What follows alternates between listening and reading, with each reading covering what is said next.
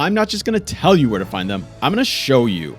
I'm also going to teach you how to get the most out of them, exactly what you need to craft them, and if they are worth your time. A no-nonsense, straight-to-the-point guide on everything you need to know about the unique schematics in Hagga Basin South. There is a lot to go over though, so let's just get right into it. Emperor's Wings. A prop from the famous play My Father's Shadow, this unique suspensor belt is used by younglers for short but effective bursts of floating during performances. Jump twice to activate and float upwards. Suspensor fields are notorious for preserving momentum, and they deplete power as long as they are kept activated. The Emperor's Wings is an extremely powerful suspensor belt for early game. Suspensor belts allow unique movement capabilities as they alter gravity in certain ways. This one allows you to float with a slight upward movement. Combine it with other skills, it provides you with extremely powerful and fun movement abilities. The schematic is located here on the map at the Imperial Testing Station number 2. You can complete this with the very first basic armor and weapons because it is rather easy. I'm doing it here with just the second set of armor and weapons. It comes very early in the game and it will make running through this very simple. But if you choose not to wait to get this armor or weapon set, you will have really no issue getting through this, even if you are mid at combat. It's a pretty linear path. You just go down the stairs, you'll grab this ID band here to enter the first area, just continue on down the stairs, you'll pass this Solito projection, and then you'll face off against some enemies. Just remember you can always craft a bunch of heals in your inventory with simple fiber to make this even easier. Be sure to grab all the chests inside. These parts are valuable for crafting sandbikes and a lot of other things, and you'll get them in these testing stations exclusively, so you might as well grab them while you're here. Fight the enemies in this circular room and make sure to grab the goods in this side room here.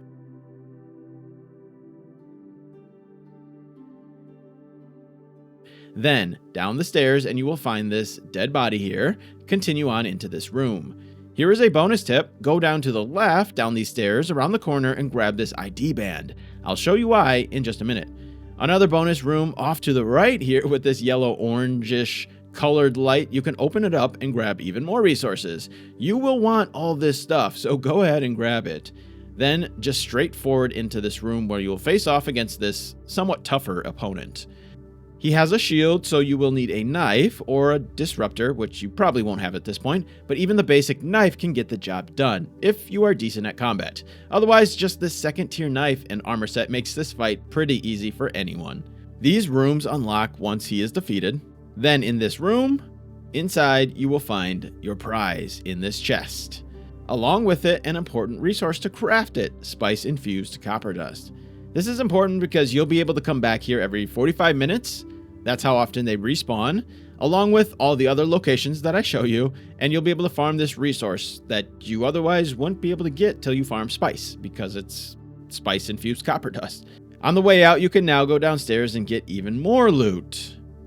So just go down between these two staircases. This is why you grabbed that extra ID band in the basement earlier. Two of the three things you need to craft it you would have picked up in the testing station. The particle capacitors and the spice-infused dust, which you should have enough of by now. The third is just the copper ingot.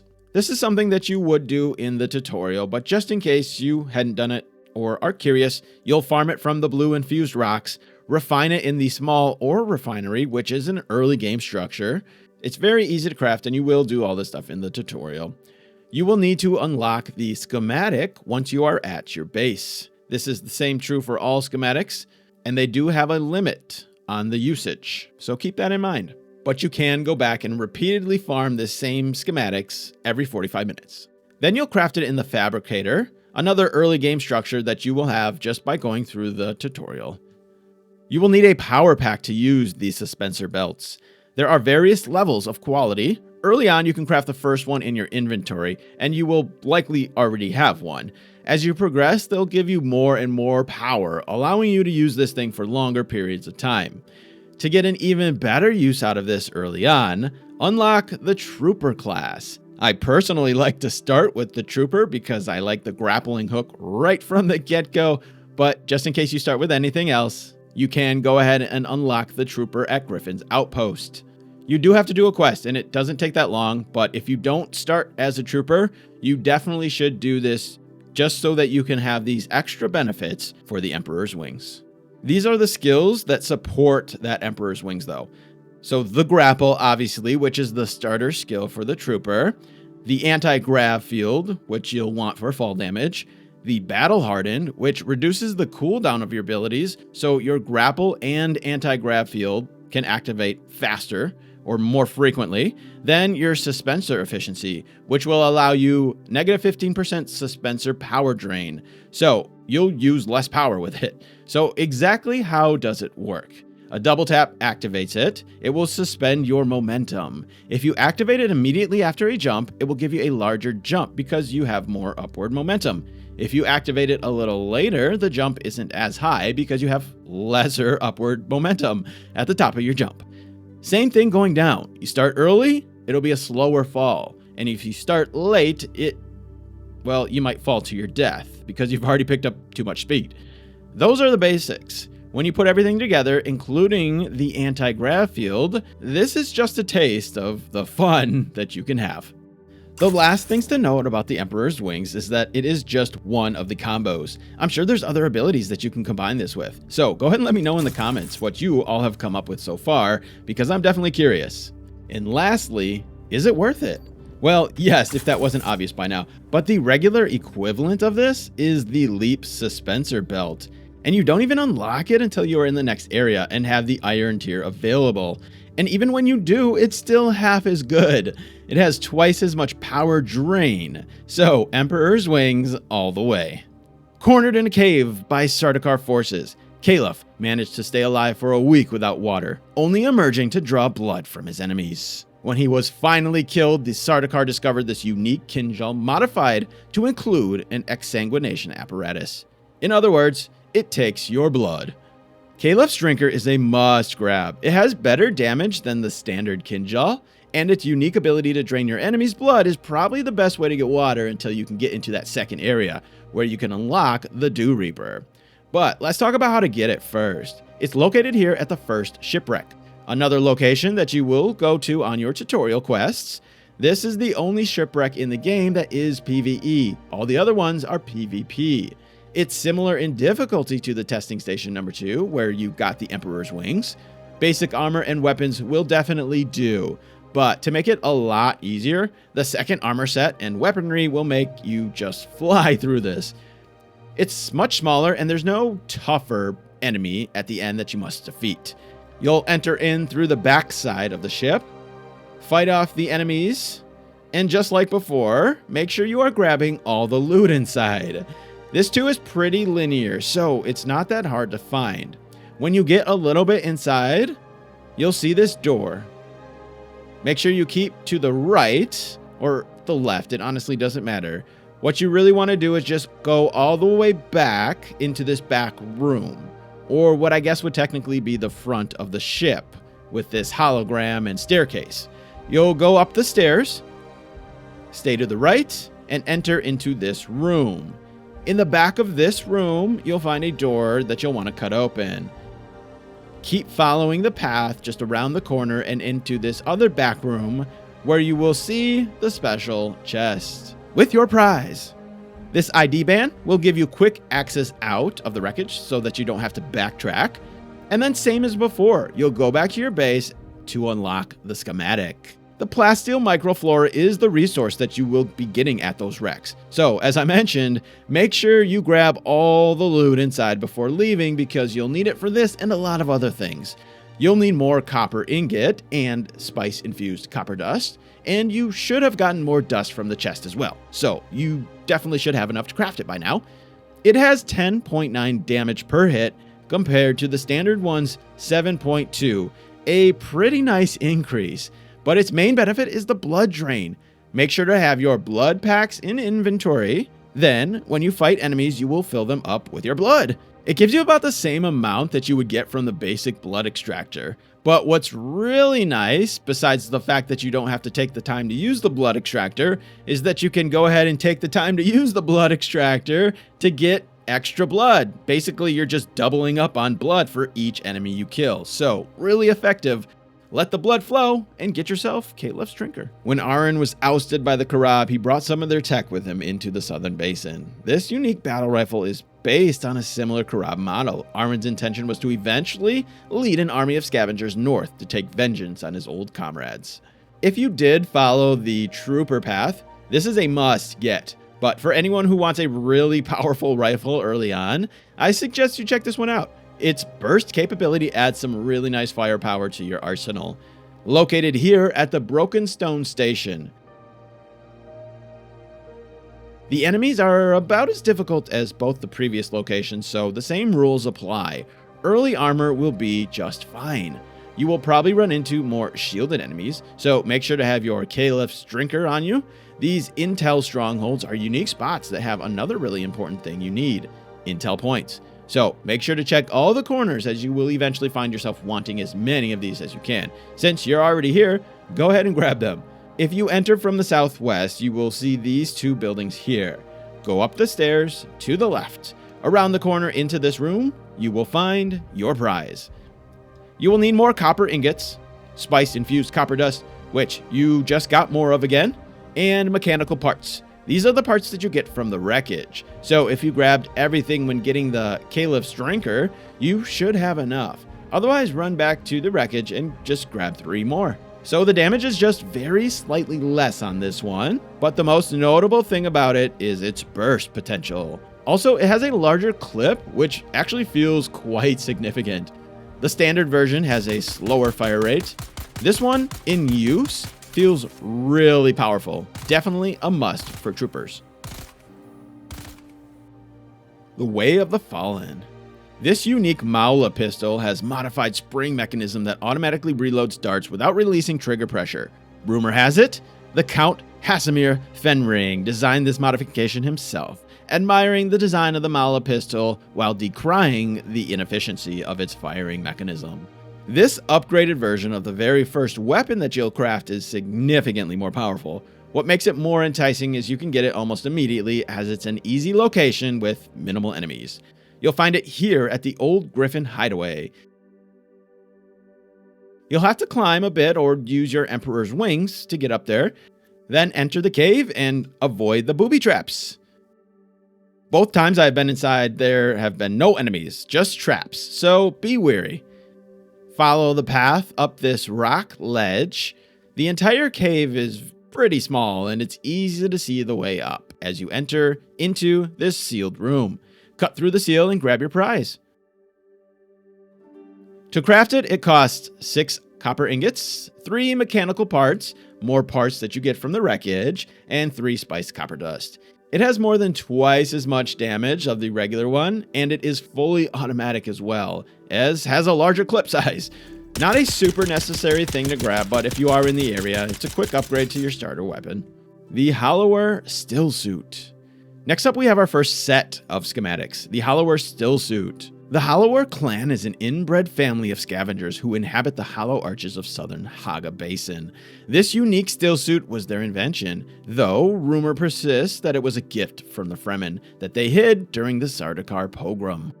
This stillsuit is a game changer because honestly the first one you get just really isn't worth it. It gives very little protection from damage, and the water benefits aren't worth the trade-off because you can rehydrate a lot of different ways.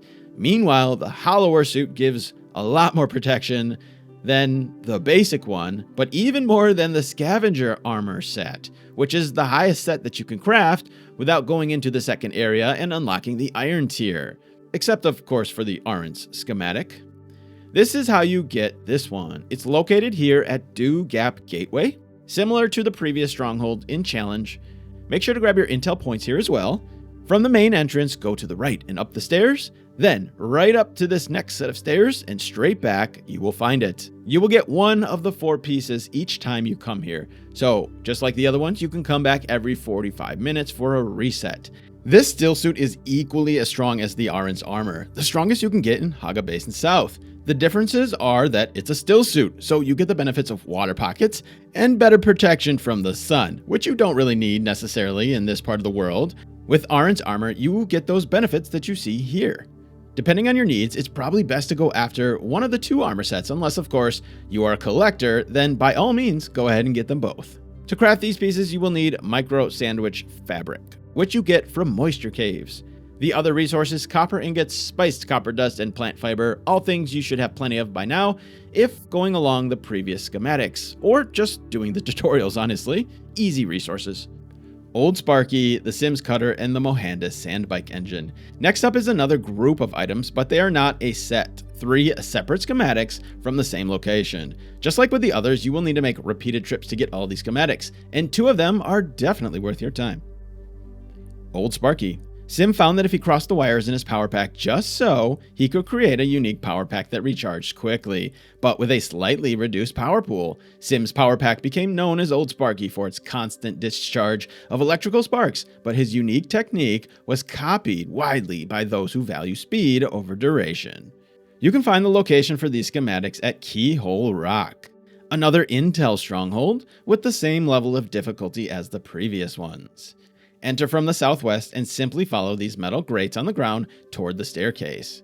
Up around the corner, enter the building, then take a right, and it's immediately there right in the corner. Once you've unlocked the schematic at your base, you will craft it in the fabricator. Power packs are used for all sorts of tools and weapons, and having good ones makes a big difference. You start with a very simple one, but early on you will have access to the power pack Mark 1. So to compare Old Sparky to what you will likely be getting, it's not really worth it. It has a regen per second of 13 compared to the Mark 1's 12, but you lose out on the power pool size. To craft it, you will need copper ingots, particle capacitors, which you find from the imperial testing stations, and spice-infused copper dust. But if following the previous schematics, you will have plenty of these resources. It may have specific use cases where you need more short bursts in a faster period of time, but the loss in power pool size makes it not really worthwhile in my opinion. Again, of course, unless you are a collector and just want to get everything. Sim's Cutter. When the mining facilities were abandoned in the Vermilius Gap, Sim and his fellow miners decided to try their luck as scavengers. Sim borrowed a unique cutter from the ironworks, discovering too late that it was tuned for increased granite, copper, and salvage yield, and only had basic iron yield. Oh, the irony, Sim was heard to exclaim. Another powerful early game item you'll definitely want to get your hands on. This tool is found in the same location as Old Sparky, the Keyhole Rock. So you will need to make multiple trips here if you don't get it your first time. I'll show you again just in case you skipped to this one. Enter from the southwest and simply follow these metal grates on the ground toward the staircase.